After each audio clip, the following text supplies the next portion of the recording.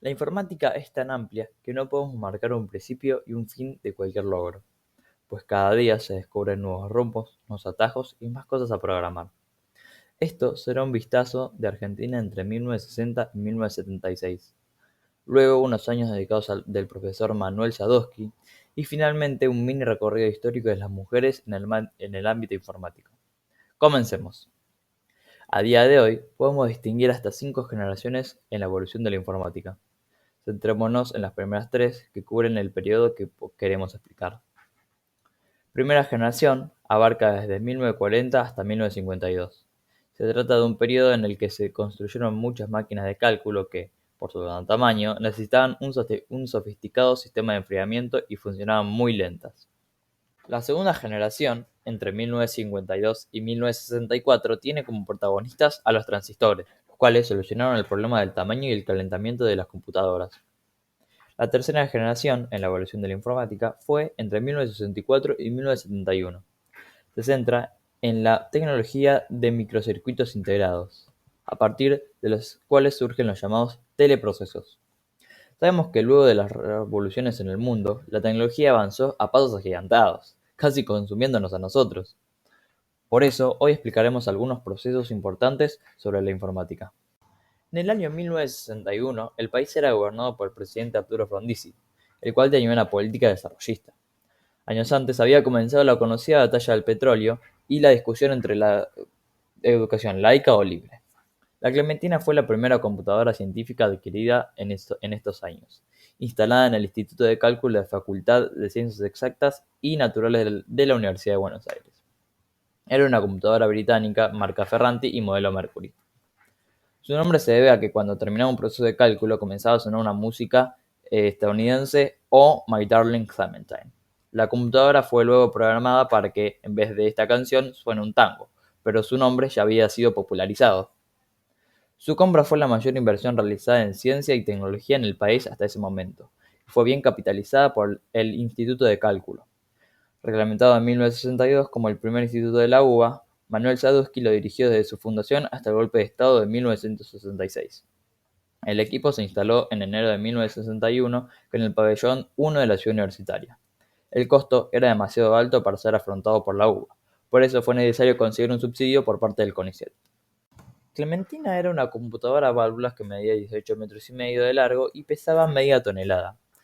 Desde que comenzó a funcionar, fue intensamente usada por investigadores de la UBA en aplicaciones de economía matemática, estadística y lingüística computacional, dirigidos respectivamente por Oskar Warszawski, Sigfrido Massa y Eugenia Fischer. También brindó apoyo a grupos de investigación de otros centros científicos y a usuarios externos mediante servicios arancelados. A partir de este gran avance en la investigación y en el uso práctico de Clementina, como todo drama, llega 1971, cuando se la desmanteló por obsoleta y por falta de presupuesto. ¿Coincidencia o casualidad? Cada quien sabrá que no todas las revoluciones caen bien a los dictadores. Aun así, bajo la consigna de Revolución Argentina, aquellos generales se imponen a la democracia en 1966, y es así como sus siguientes años no son los mejores para la tecnología argentina. 3. Manuel Sadowski. Una vida dedicada a la informática. Un personaje que no podemos dejar de destacar en toda esta historia es Manuel Sadowski, ya mencionado director del Instituto de Cálculo de la UBA. Nacido en 1914 en Buenos Aires, estudió y se graduó en 1940 como doctor en Ciencias Físico-Matemáticas de la UBA e inmediatamente comenzó a ejercer la docencia. En 1952 publicó su primer libro, Cálculo numérico y gráfico, el primer texto en castellano de su tipo, y en 1956 escribe Cálculo diferencial e integral, en colaboración con la doctora Reca Huber. Por su iniciativa, las autoridades de la Facultad de Ciencias Exactas constituyeron en 1957 el Instituto de Cálculo, donde se desarrollaron las investigaciones con Clementina. Para comenzar a formar profesionales en ese campo, Manuel Sadowski creó en esa misma facultad la carrera de computador científico, la primera de su tipo en toda la región. En julio de 1966 debió abandonar nuevamente las aulas tras la noche de los bastones largos. Junto con Rebecca Guber, Juan Chamero y David Jacob Kiss, creó la consultora Asesores Científico-Técnicos, que reunió a muchos de los investigadores del Instituto de Cálculo y se erigió como la primera empresa especializada en desarrollo de software del país. Amenazado por la AAA para la última dictadura, se exilió. Regresó al país en 1983 y fue designado secretario de Ciencia y Técnica del gobierno encabezado por Raúl Alfonsín. En ese periodo se afianzó la cooperación internacional, promoviendo, entre otras acciones, programas de investigación en informática avanzada en colaboración con la República Federativa de Brasil. En 1985 fue designado profesor emérito de la Universidad de Buenos Aires, a la que siguió vinculado a partir de diferentes comisiones y organizaciones. Él fallece en el 2005, dejando una huella imborrable en la historia de la evolución informática argentina. Como dijo él mismo, primero la gente, después la máquina, un antes y un después en la informática argentina, que nos deja espacio para pensar si nosotros conquistamos las máquinas o si al revés nos hipnotizan ellas a nosotros. Tal fue la relevancia de Sadowski, que marcó un punto en la historia educativa informática, tal que se llevó a cabo una institución de Argentina en honor a él, Fundación Sadowski, cuyo objetivo es favorecer la articulación entre el sistema científico-tecnológico y la estructura productiva en todo lo referido a la temática de las tecnologías de la información y la comunicación, con el propósito de alcanzar competitividad internacional en la industria relacionada con el sector de las TIC. Fue creada a través del decreto número 67809 del Poder Ejecutivo Nacional. La fundación es presidida por el ministro de Ciencia, Tecnología e Innovación. Sus vicepresidentes son los presidentes de las cámaras más importantes del sector, como la Cámara de Empresas de Software y Servicios Informáticos y la Cámara de Informática y Comunicaciones de la República Argentina. La Fundación busca actuar como faro, adelantándose a las tendencias en tecnología que afecten las disciplinas que se le competen y facilitando el camino a las organizaciones que quieran utilizarlas. El único interés de la Fundación es el de promover el desarrollo económico y social del país a través de la innovación de TICs. Tampoco se limita a dar de respuesta a la demanda que trabaja activamente en identificar oportunidades de colaboración.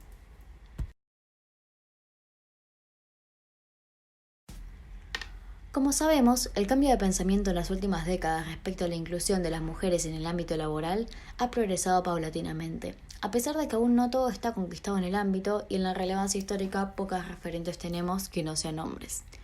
Ahora haremos un salto en la historia, ya que luego de la última dictadura cambian varios paradigmas. Presentamos entonces el proyecto A Computer of One's Own, desarrollado por 3 uruguayos. Vio la luz el 1 de diciembre de 2018, un proyecto que busca trazar una cartografía plural, profunda y diversa que haga visibles a mujeres informáticas relegadas a las sombras. Lo encaran Florencia Gratarola, bióloga y magíster en genética, Álvaro Videla, forjador de proyecto y programador, ha dictado numerosas charlas y conferencias sobre tecnología, y Sebastián Navas, que es artista visual y dibujante de cómics. El proyecto se encara para hacer ver las referentes más desconocidas y citamos a Florencia Gratarola, que cuenta en el marco de la construcción de las historias. Ella dice: desde 1800 hasta hoy, las mujeres somos minoría, somos desacreditadas, ridiculizadas, tomadas como inferiores y nuestras contribuciones despreciadas. Esto se refleja en varios campos del conocimiento, pero especialmente en las llamadas STEM: ciencia, tecnología, ingeniería y matemática, donde la brecha es profunda y está al servicio de la inequidad de género. La educación les fue negada a muchas de ellas, por esto tuvieron que aprender solas, robar libros y rebuscarse y luchar frente a la negación de que eso no era para ellas. La historia de la computación se fue conformando con nombres de personalidades masculinas y se las silenció. Todas ellas fueron invisibles, algunas incluso hoy en el día lo son. Él mismo entonces propone a través de la reescritura hacer visibles las enormes dificultades y silenciamientos que atraviesan las mujeres en el campo científico y tecnológico, dado su sesgo androcéntrico y sexista. Supone todo esto una vuelta al lenguaje del reconocimiento y además un redescubrimiento de aquellas historias silenciadas. Durante las investigaciones emergen historias disruptivas y conmovedoras, como la de la primera afroamericana en llegar a un puesto de jefa en la NASA, la de la programadora de Fortran, Dorothy Vaughan, o la de la misteriosa, irrastreable y actualmente requerida Alexandra Elbakyan, creadora del sitio SkiHub, que ofrece trabajos académicos en forma gratuita. Hubieron 24 pioneras elegidas para encarar este proyecto. Entre ellas se puede encontrar a la argentina Verónica Dahl. Nació en 1950 en Lomas de Zamora. Es casi egresada de la Universidad de Buenos Aires. En 1974 estudió licenciatura en Ciencia de la Computación. Es fundadora de la programación lógica y ha desarrollado una carrera que pasa por el procesamiento del lenguaje y las gramáticas lógicas, la biología molecular computacional, la tecnología de Internet y el razonamiento basado en restricciones. Cuando terminó el ingreso en Facultad de Ciencias Exactas y Naturales de la UBA, estaba esperando para inscribirse a la carrera de Física, pero ante una conversación y enterándose de la nueva carrera de Computador Científico, decidió ir por ese área. Su época de estudios la realizó con toda la facultad intervenida. Vivió episodios violentos allí, donde Infantería respondió con golpes y gases mientras protestaban que se habían llevado al ayudante de cátedra. Se recibió, pero no sin sufrir la década de 1970, periodo marcado en la historia argentina. Y en una de las entrevistas que ella tuvo, cuenta lo siguiente. Entonces, cuando se dio el golpe en la universidad, me faltaba solo una materia para recibirme en computación. No quería hacerla porque no quería pisar nunca más la universidad intervenida. A medida que fueron aumentando los asesinatos políticos y las desapariciones, Verónica solicitó una beca de posgrado para una casa de estudios en Francia. Se fue en septiembre de 1975, pocos meses antes del golpe de Estado de 1976. Luego un trágico episodio. Un amigo de su infancia fue ametrallado mientras ingresaba a la universidad. Luego de esto, y con el trauma encima, ingresa a la Université d'Aix-Marseille, a poco de haberse lanzado el nuevo doctorado en inteligencia artificial, habiendo perdido varios de sus amigos en manos de la dictadura, obtuvo una beca completa para realizar su PhD, convirtiéndose en la primera persona de su universidad en doctorarse en inteligencia artificial. Esto fue en 1977. Además de todos sus logros institucionales y las distintas pérdidas que tuvo en su vida, tuvo múltiples artículos en distintos idiomas, además de sus distintos honores. Entre lo más destacado es que fue miembro de la Scientific Advisory Board en 2007, estuvo en Marie Curie Cátedra de Excelencia de la Comisión Europea entre 2008 y 2011, y en el comité de la selección CILAM, Canada Council for the Arts, desde 2007 hasta 2010.